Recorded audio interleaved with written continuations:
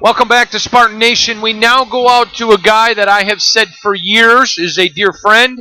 He is a tremendous father. He's a great husband and a super football coach. What he has done at Eastern Michigan is unprecedented. If it was not at a place that when he got it was so down, I think he would be lauded nationally. If you saw game day last week, they talked a lot about him before his Big Ten matchup with Illinois. He got a lot of publicity on game day. The facilities have been renovated. I literally remember prior to him getting to Eastern and then even after he was first there, they were giving tickets away. Now that's not happening. The facilities are the best in the MAC. People are excited about Eastern Michigan football. And oh, by the way, he went and knocked off another Power 5 Big Ten school with a 34-31 win over Creighton. Let's bring in my good buddy, over Illinois. Let's bring in my buddy, the great Coach Chris Creighton. Coach, how are you, friend?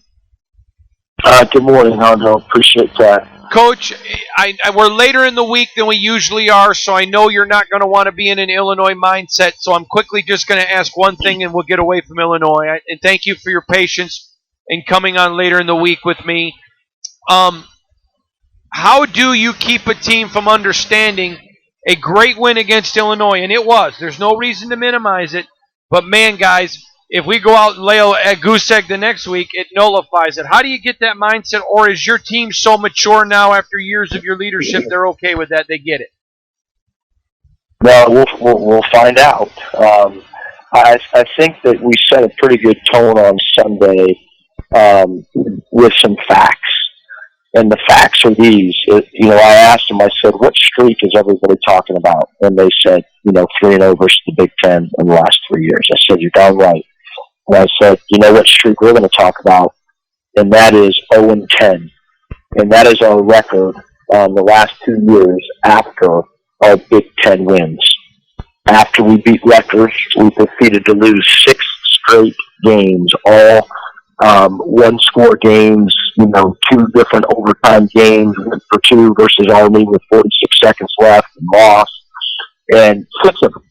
6!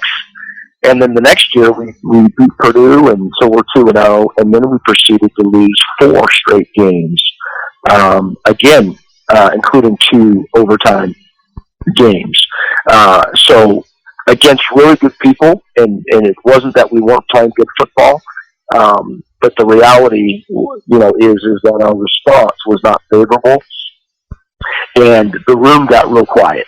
And so as folks continue to talk about the Big Ten and beating Illinois, our guys understand that we've got a streak to break, and so we're excited about doing that on Saturday.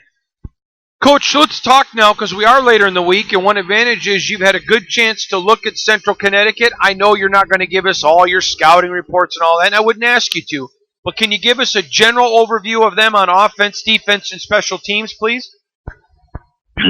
I can. Central Connecticut, first of all, is 3-0, and are playing really good football. And they have an explosive running game. They had touchdown runs last week. One over 70 yards and one 80 yards. So, that right there, obviously is going to scare you. And, in terms of special teams, they won their first 2 games, by on field goals. So they've got ice in their veins in that way. Defensively, a really, really talented secondary. Which again, matchup for us is not great news. I mean, we've been throwing the ball, and so I've said this now for 3 years, and I believe it. When we're playing really good football, we're locked in, we've prepared well, and we're executing. Then I really believe we can beat anybody on our schedule. And this other thing true, and that is that, if we don't prepare well, and we're not locked in, we're not going to execute well, and we're not even close to good enough to be able to just show up to beat anybody. And so, we'll lose. So that's the world that we live in, and it's difficult week in and week out to be to prepare and to be locked in. As crazy as that sounds, it's just the natural human emotion, vacillates, and we do everything we can to get into a routine and a process which prevents that. But so that's what we're up against every week. And then we do have 26 seniors. We do have good leadership. It's not something that I'm worried about, but it's always a concern. And so excited about seeing our guys continue to prepare this week. It is your what? First home game. Oh, okay. So there's absolutely an excitement about being home, being here in Ypsilanti with our home crowd in the community, and not having been able to play at home yet. So our whole team hasn't been together for a game yet. And with the new building and just the excitement of being at home, I think it's going to help us as well. All right, speaking of being at a home game, we're going to do this right now. I want to give away 4 tickets and a parking pass to the Eastern Michigan game coming up at 3 p.m. Eastern. It's a 3 p.m. kick. It's on ESPN3. It's in Ypsilanti at the factory.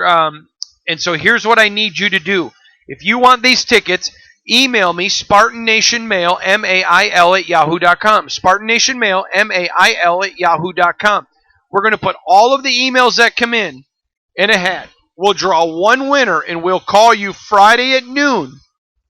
So if you don't get a call Friday at noon, it means you weren't a winner. If you don't answer, we're going to go to the next one.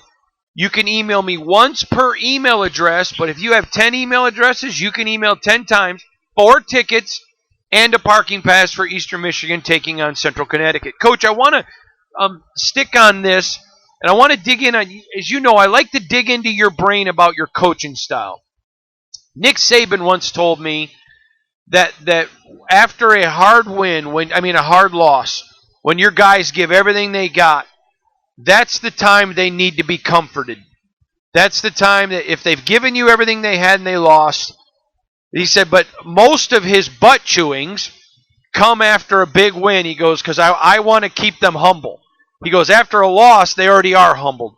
And he goes, and I want to keep them on the ground. Is that your philosophy? Like, if I walked into a locker room and heard a post-game speech from Chris Creighton after a loss and after a win, if I didn't know, would it be easier to think that after a win, you actually lost?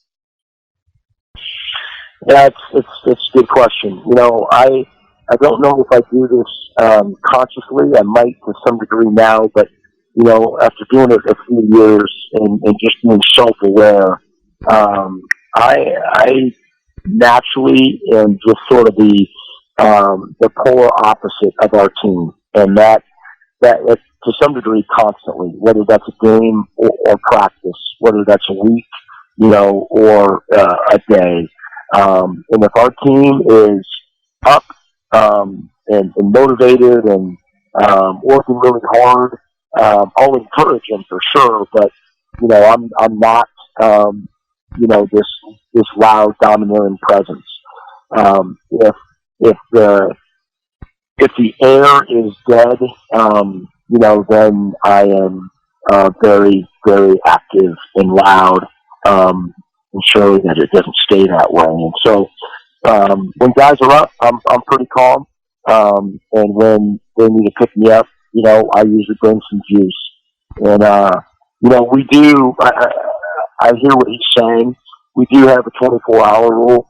I think it's important that guys understand that you do have to celebrate, playing well.